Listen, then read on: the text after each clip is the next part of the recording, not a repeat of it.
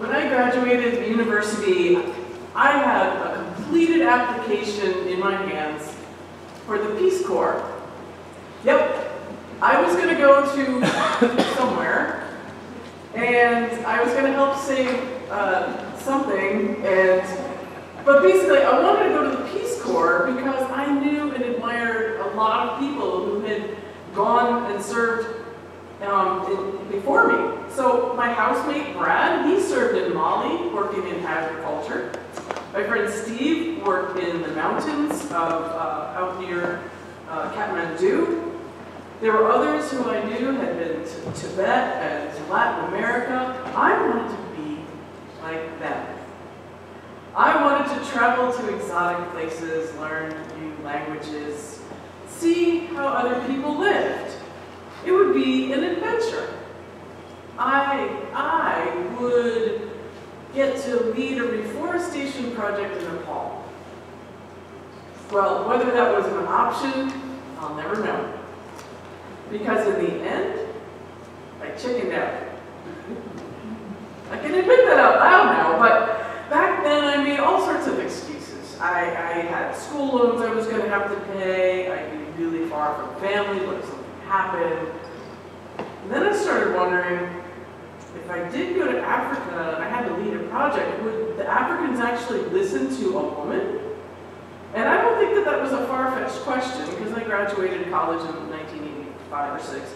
And as I worked in the forestry and wildlife arena, believe me, it was a tough go even here in the United States, where there was relative equality. In the end, I couldn't be like those people I admired, giving up a year or two of my life, living probably in some pretty rough conditions, giving up my own car and the niceties of indoor plumbing. That was pretty important.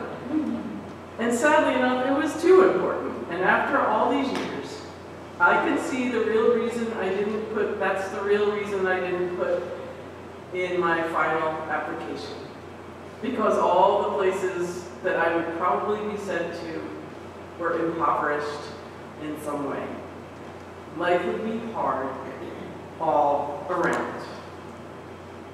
I could respect and be inspired by the people who persevered there, but I, who had the choice, where many did not, chose not to go serve. I chose instead to live away.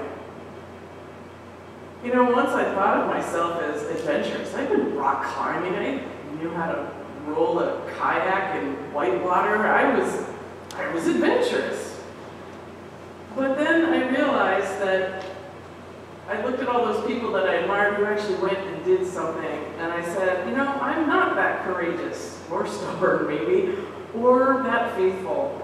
Maybe I'm just not faithful enough to choose a life like that of service. But such a life like that seems to be what our texts are inviting us to maybe envision in our own lives. The text, the scriptures give us stories about widows. And that I think a lot of times the message from the pulpit is that we should emulate these widows in our lives.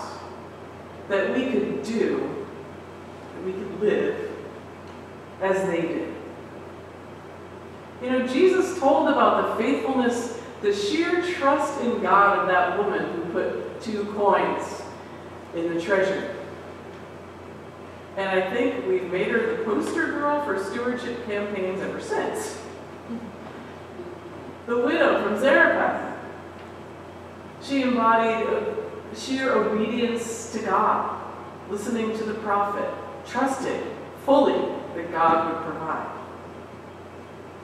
These are just kind of like the polish on the surface of what's really at work in these stories, that what really is.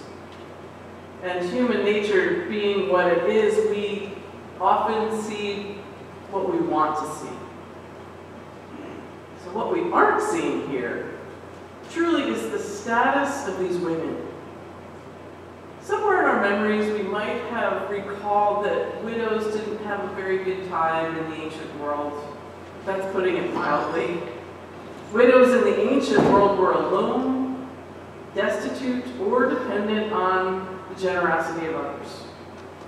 So when we have this widow who gives 2 coins in honor of God, of the God she worships and loves and trusts, we can admire her.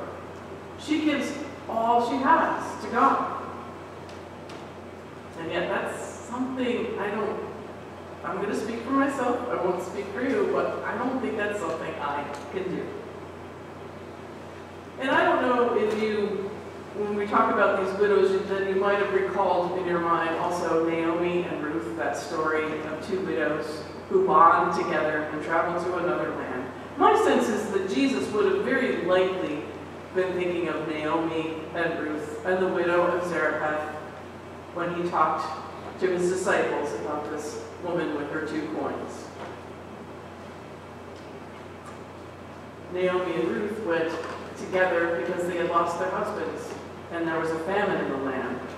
So even though the famine made life hard for everyone else, their status made life even more difficult. So Jesus calls his disciple, and his implicit message is asking them, how do you see this woman? Do you see her as I do? Because in the end, these stories are not solely about generosity or faithfulness or love, but that's a part of it. Jesus is pointing our attention to what we don't want to notice. We're being asked to reflect on what gets our attention here. We're supposed to be asked, what are we attracted to in these stories? Like I was attracted to the idea of going over and serving in the Peace Corps somewhere. But when I was honest with myself, I realized I didn't want to go without. So if we're honest with ourselves, we're not attracted to this woman and who she is, who she really is, because we wouldn't want to be in her shoes. We wouldn't want to be her. Jesus sees this woman who puts all she has as a symptom of what's not right with the world around her. She's kind of on the outside. She's on the outside, on the edge of culture. She's got no power socially or financially, and in the end, none of us want to be powerless. So looking away from her or from anyone else who's in a situation like that is a lot more easy than getting involved emotionally or actually.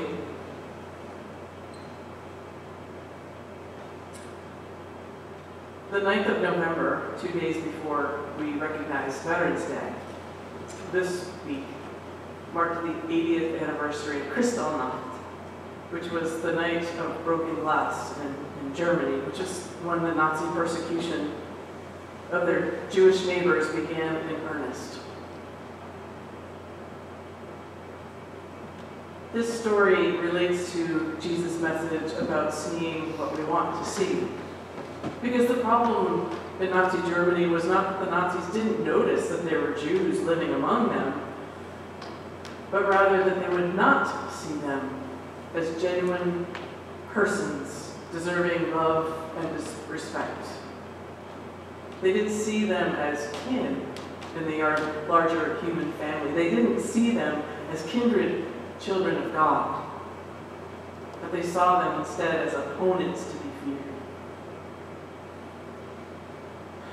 It's a lesson that we have to learn over and over again. When we do not notice people, we're apt to forget them, ignore them.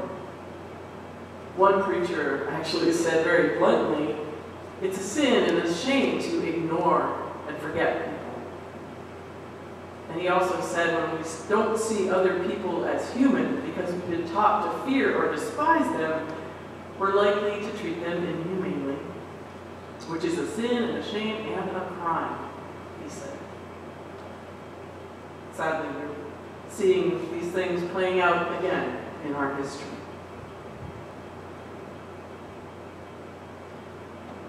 What do we do with these widows? These women that have been placed in front of us by our scriptures today. Maybe we don't have to do anything. I think what's important is that we notice her. We recognize her and others like her as fellow children of God.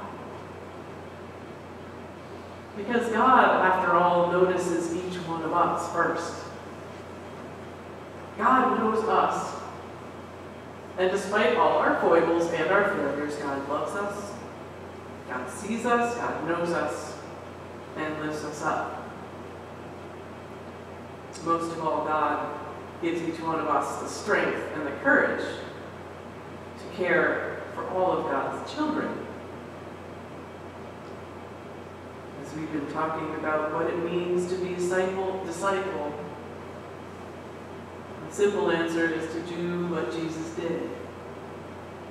Jesus invites us to see this woman, see each other as God's children. That is what we must do.